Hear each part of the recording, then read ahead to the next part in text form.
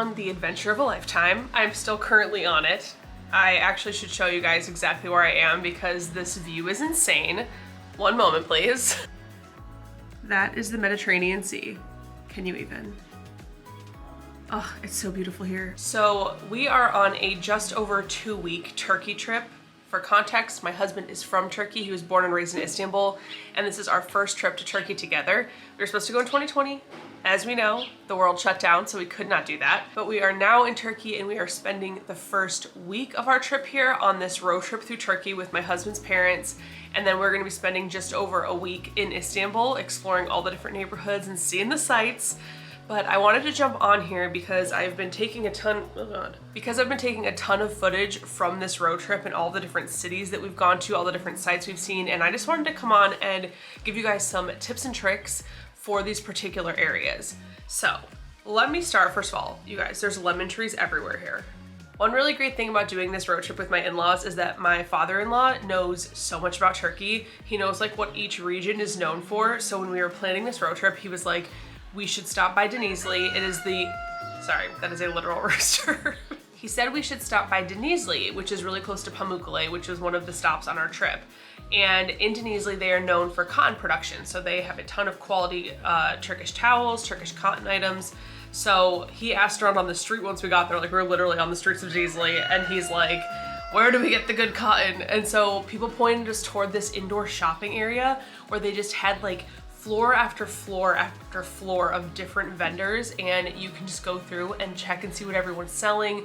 Everything was so beautiful. So obviously we got a ton of stuff there that I'll have to show you guys at some point, but I highly recommend stopping there if you are going to Pamukkale. Denizli is the closest bigger city to Pamukkale, so it is great to stop there for food, for coffee, for some shopping, especially if you're going to see Pamukkale, which is the next topic. So Pamukkale. How many times can I say that in this video? So Pamukkale is natural hot springs and thermal pools. It is crazy to look at. The water is crystal clear and it's all like white and crystallized. So you literally like are looking at this and you're like, this looks like we're on a different planet. It is so beautiful. The water is so warm. It is crazy. They also have different natural spring pools that you can swim in, and it is so relaxing. I swear the water like healed us in so many ways. So it is absolutely worth going to Pamukkale if you're going through Turkey. Some tips for Pamukkale though, because man, that place gets packed. Barsh and I watched a ton of YouTube videos while planning this trip, and we had gotten some tips from them about when to go, where to go, kind of how to do the trip. So I'm gonna share that with you, plus the current 2022 update to that. The first thing I would recommend is getting there early. I am not exaggerating. If you want to take amazing photos of those travertine pools with as few people as possible, you need to get there early. So the south entrance to Pamukkale opens at 6:30 a.m. We got there at probably 6:35 a.m. and there was only like 3 other people there at that point. However, by 6:55, 7 o'clock, at least 3 tour buses were arriving. So if you want to go and like get amazing pictures of like the nature and the view, because the view is incredible, there's like hot air balloons going up. It is absolutely insane. So if you want to go and get good pictures of this without other people in the photos, or if you're planning on going to get really cool photos of you in that environment, absolutely go as early as possible. I would be there by 6:30, so you have at least a full half hour with as few people as possible. So after taking pictures of the travertines and seeing all of the springs, we went to go swim in the pool. So we went to the, I think it was the antique pool or something like that. It is an additional cost to swim in those pools on top of your entrance fee. You can get a discounted entrance fee if you get the Turkey/Istanbul museum pass. You get a discounted rate for that, but I mean, it's only like, I mean, as it is, it's like $4 for you to swim. So it's, you know, not a big deal. They have lockers there so you can lock up your stuff. You're not allowed to bring phones or cameras or anything like that into the swimming area. As we were leaving that area, it was about 11 a.m. and this is when this area started getting packed. I think going to Pamukkale in the morning is just like the absolute best approach. I'm not kidding that by the time we were leaving at 11, there were like 50 tour buses parked in the parking lot. So I just think that you should really go first thing in the morning to really maximize your time there and actually have a relaxing time without being surrounded by people. So I would definitely keep that in mind for Pamukkale. The views are absolutely stunning. It's totally worth seeing. It was crazy. It's a UNESCO Heritage Site. We've seen quite a few of those on this trip and it's just been incredible. If you don't have a car, there are taxis available to take you to and from Pamukkale into the little town or back to your hotel. Our hotel actually coordinated a taxi for us, which was really nice. So I'm sure a lot of hotels offer that service. After Pamukkale, we drove to what was probably my most anticipated destination on the road trip, which was Kas, which is where we are now. You guys, I love it so much. I'm actually dying. It's so beautiful here.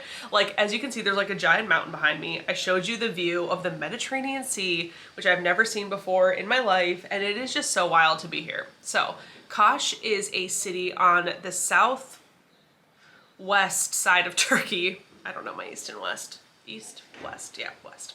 On the southwest side of Turkey. It is on the Mediterranean Sea. It's in the mountains. It is just, I mean, words cannot describe to you how beautiful it is.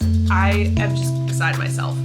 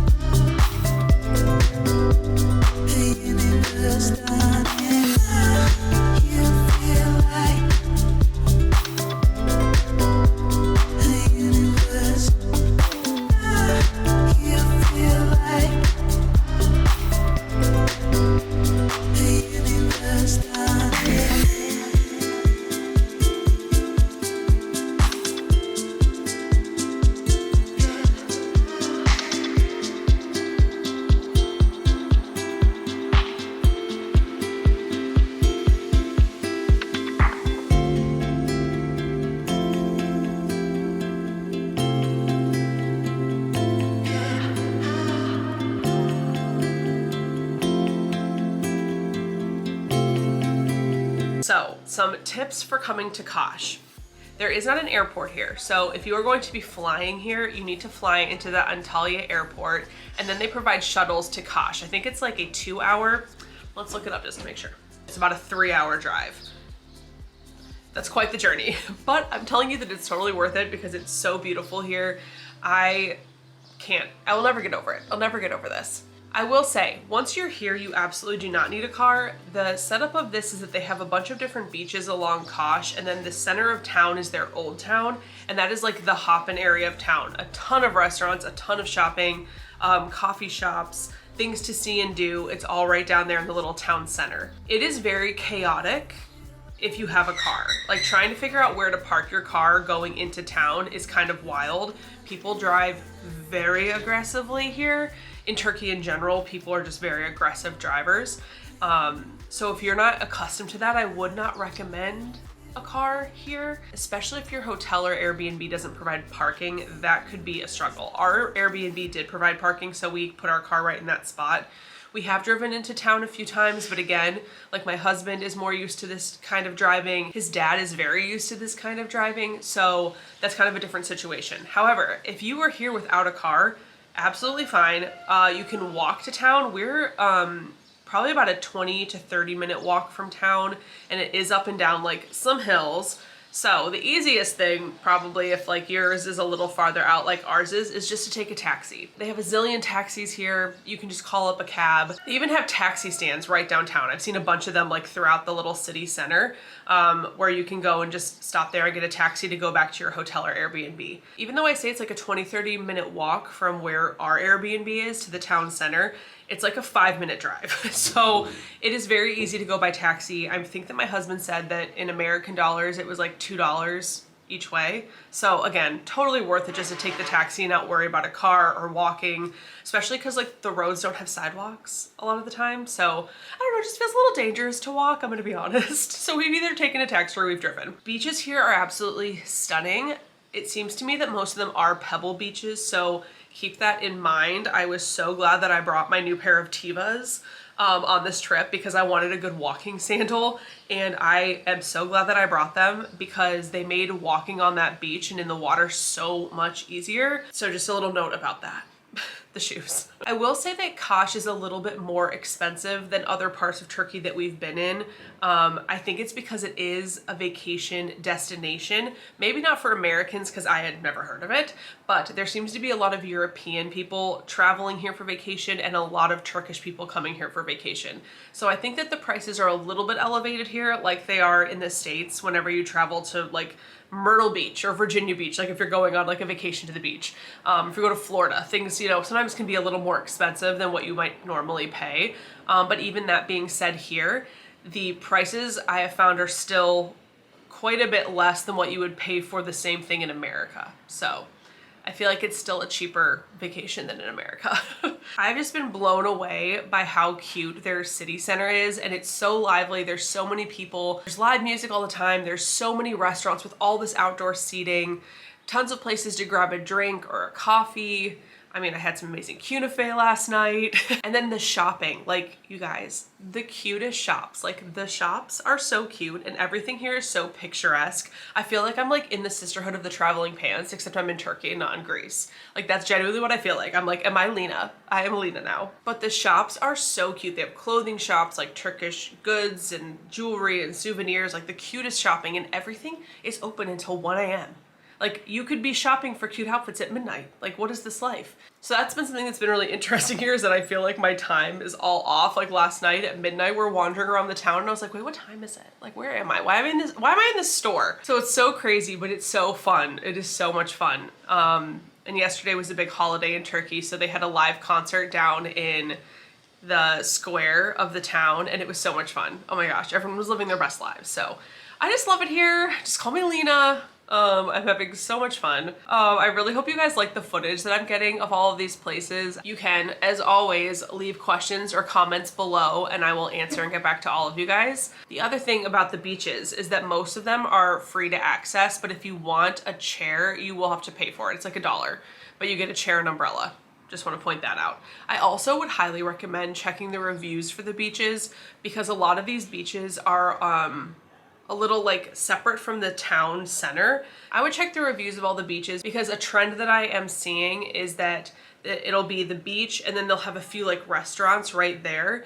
So I would just check the reviews to see what they say about like the food and drink options there, and the prices and the quality, because I really feel like that could determine where you want to spend your time at the beach. I think that's all that I can think of to share about Kaş for now. I do really like our Airbnb, so I'll link it below.